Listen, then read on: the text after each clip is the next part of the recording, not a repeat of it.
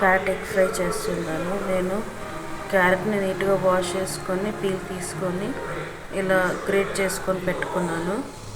అలాగే ఒక 3 ఎగ్స్ తీసుకున్నాను.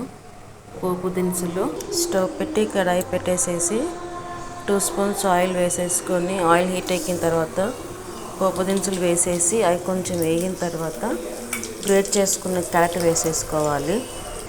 పోపు వేగిపోయింది. ఇప్పుడు గ్రేట్ చేసుకున్న క్యారెట్ ఇందులో యాడ్ చేసేసుకున్నాము.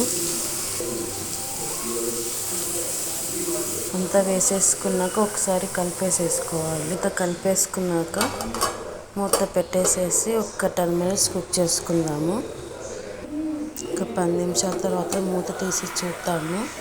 ఇప్పుడు ఇందులో కొంచెం ఉప్పు పసుపు యాడ్ చేసుకుందాం.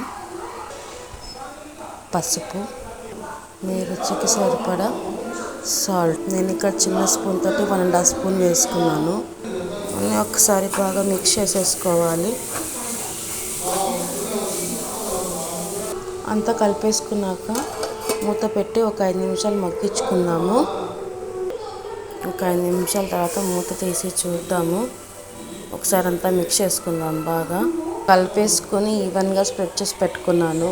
క్యారెట్ కూడా బాగా మగ్గిపోయింది. ఇప్పుడు దీంట్లో ఎగ్స్ యాడ్ చేసేసుకుందాము. యాడ్ చేసిన తర్వాత కదపకుండా మూత పెట్టేసేసి ఒక 5 మినిట్స్ వదిలేద్దాము. 5 నిమిషాల తర్వాత మూత తీసి చూద్దాము. చూసారా ఎగ్స్ అంతా బాగా మగ్గిపోయినాయో. ఇప్పుడు దీంట్లో 1 స్పూన్ కారము, కొంచెం ధనియా పౌడర్, కొంచెం జీరా పౌడరు అన్నీ వేసేసుకొని బాగా మిక్స్ చేసుకుందాం. ఇప్పుడు అంతా కలిపేసుకున్నాక మూత పెట్టి ఒక 2 మినిట్స్ మగ్గించుకున్నామంటే ఇప్పుడు వేసుకున్న కారం, ధనియా, జీరా అన్నీ బాగా పట్టుకుంటాయి అన్నమాట.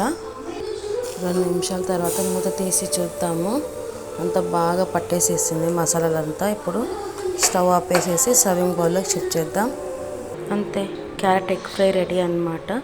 ఇది రైస్, చపాతీ, రసంలోకి కూడా చాలా బాగుంటుంది. తప్పకుండా మీరు కూడా ట్రై చేయండి.